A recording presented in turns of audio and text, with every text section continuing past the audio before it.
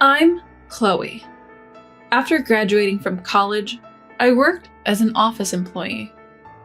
In my student years, I went to an all-girls high school and didn't have much opportunity to interact with guys. The only relationship I had was with Mason, whom I met through a friend. Mason worked for a major corporation. He was incredibly good-looking, like a celebrity, and had great style. I was head over heels for him. Then came a day when I knew I absolutely wanted to marry Mason. While waiting for Mason, who was late to our meeting spot, I received a call. Following the voice on the other end, I turned around to find Mason standing there with a big bouquet of roses. "Will you marry me?" I thought I was dreaming when Mason, smiling, offered me those words along with the bouquet of roses. I immediately said yes, and we embraced, public setting or not. I was thrilled by Mason's proposal, which felt like a scene from a drama. Little did I know then what Mason's true nature was. After getting engaged, Mason and I started to talk about practical matters concerning our marriage. First, there was the issue of our parents. Both Mason and I are only children, so we'd have to take care of our parents eventually. We decided each would look after their own parents, so we wouldn't burden each other. Next, we discussed whether to combine our incomes or not. I was okay with merging them, but Mason said, "We shouldn't rely too much on each other's income, so let's keep them separate." I agreed. Following that, we decided not to disclose each other's savings. We agreed to each contribute half to our living expenses. Other decisions included the number of children we'd like to have, the area where we'd live, and whether we'd opt for a standalone house or an apartment. There were many decisions to make, but I believed I could do anything if it meant spending my life with Mason. When we went to announce our engagement to father-in-law and mother-in-law, whom I'd met before and gotten along well with, that belief started to waver. As usual, mother-in-law and father-in-law welcomed me warmly with smiles and said, "Chloe, welcome." We entered the house, and due to the special occasion of announcing our engagement, I felt a bit nervous. In the living room, Mason, father-in-law, mother-in-law, and I took our seats. My in-laws happily congratulated us on our engagement. "I was wondering when you two would get married. I'm relieved that you finally gotten engaged," mother-in-law said, and Mason chuckled shyly. I also felt my cheeks go red. While father-in-law and mother-in-law never stopped smiling at our youthful enthusiasm, something father-in-law said made me start questioning Mason. "So, when are you planning to move in together? We need to prepare for the move too. You're not thinking of living in this house, are you? It'll get cramped when you have children." Huh? Move in together? My bewildered expression made father-in-law and mother-in-law puzzled as well. Only Mason looked a bit uncomfortable. "Wait, what?" said mother-in-law, giving me a suspicious glance. "Chloe is going to be financially supported by Mason, right? It's only natural that you live together. I did the same thing. Isn't that right, hon?" Father-in-law nodded. "Yeah, that's true." Mason chuckled awkwardly and muttered, "Sorry." This meant Mason hadn't told his parents anything about our discussed plans for married life. This was the first time I felt disbelief and disappointment in Mason for not communicating with his parents. The man I deeply loved and saw as a prince suddenly seemed unreliable. But I've heard that's what marriage is like. I suppose there are sides of Mason that only become visible after engagement. I started to explain to father-in-law and mother-in-law, convincing myself that this was all part of it. I don't plan on relying financially on Mason. I'm not quitting my job. And we've decided to individually take care of our own parents. "Hold on, Chloe. You should reconsider. Sure, women are advancing in society, but Mason has a good salary. It would benefit the household. Isn't it heartless to care for your parents separately?" We're both only children, and our parents are roughly the same age. We decided it'd be better to each care for our own parents, especially if they fall ill at the same time. Father-in-law and mother-in-law had complicated looks on their face, but I continued to explain with unwavering conviction. I didn't want to ruin my relationship with them, but I also wanted to live the married life Mason and I had agreed upon. I don't know Mason's income or savings, but considering where he works, I know he earns a decent wage. However, quitting my job isn't an option for me. Do you have such an important job, Chloe? I hesitated a bit, then nodded. Yes, actually, my dad runs a company that I'm supposed to take over in a few years. Father-in-law and mother-in-law were shocked. I was further disappointed in Mason for not informing them, as he knew about this. So do you have a higher income then? Because my parents own property, I own a few apartments in my name, so yes, I believe my income is higher than Mason's. I've been receiving a substantial income since 9th grade, thanks to the properties my dad transferred to me. I don't spend much, so I have more savings than Mason too. I had heard that men are intimidated by high-earning women, so I was actually relieved when we decided not to disclose our incomes. Mason knew I was studying hard to become a future CEO, but he was also shocked to find out about the apartments. After that, the conversation turned to how many apartments I owned, how much I earn, and how much I've saved. Even Mason joining in despite our prior agreement to keep those details private. That day, I somehow dodged a barrage of questions, not revealing my income or savings, and made it home. But Mason changed after that. He became increasingly interested in my finances. When we talked, the subject of money came up, and if we went on a shopping date, he'd ask for expensive brands. I would refuse, saying, "We agreed to keep our finances separate. If you want it, buy it with your own money."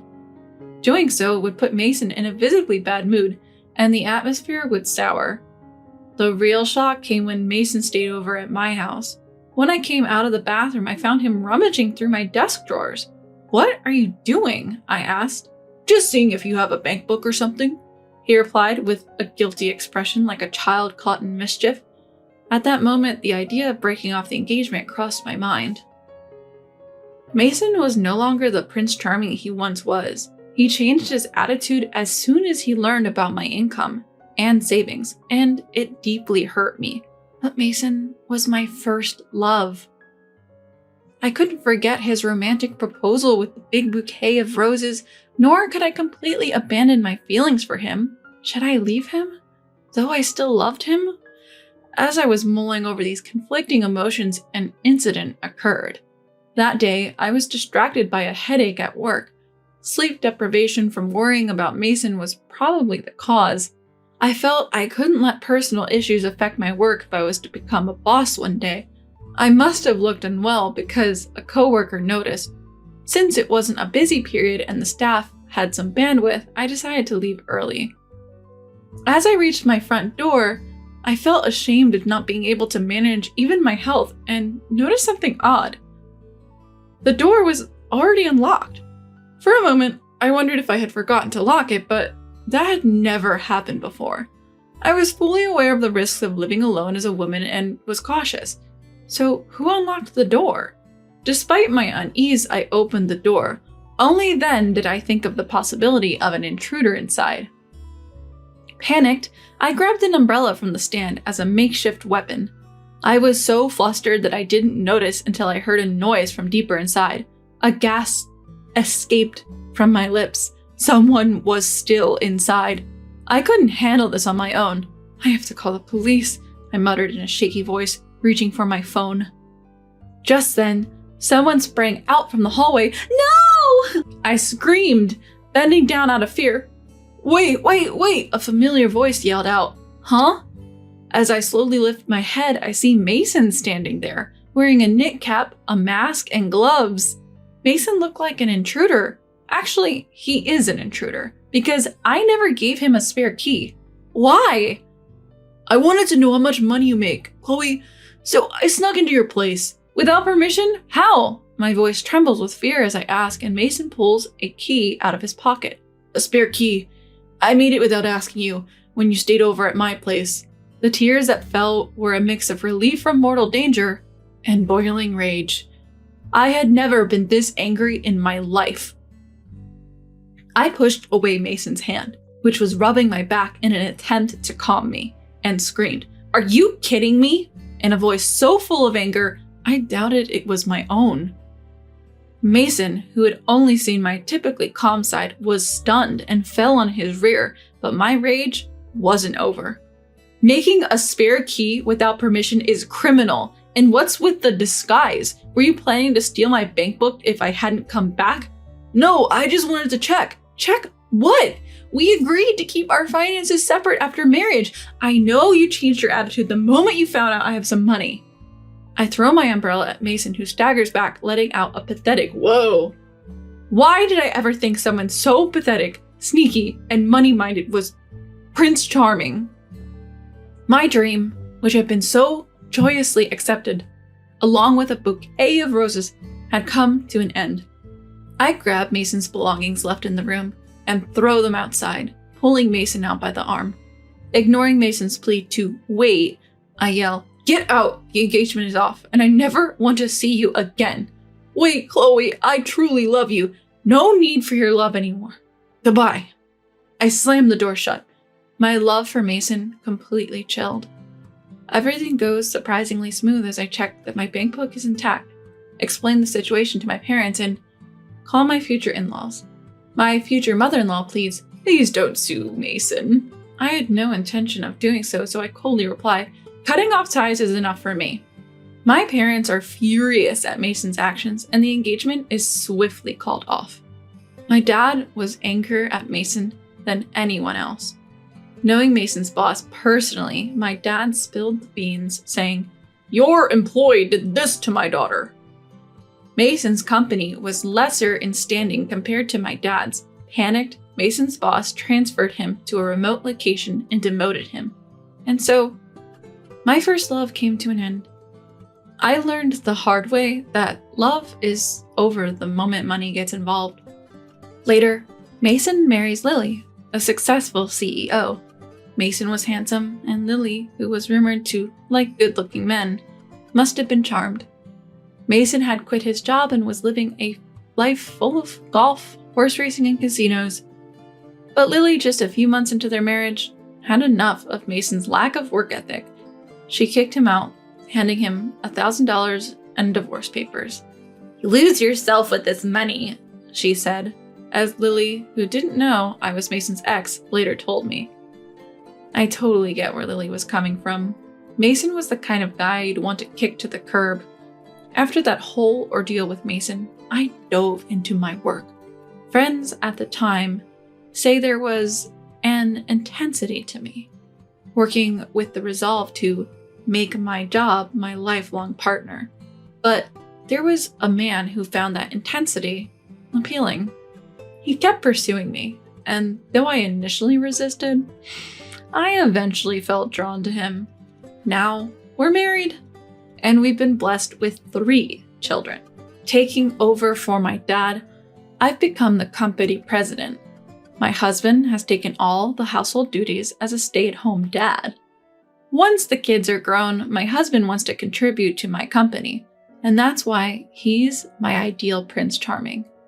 As for Mason, after Lily left him, he even tapped into his parents' money. He's been cut off by his family, and nobody knows where he is now.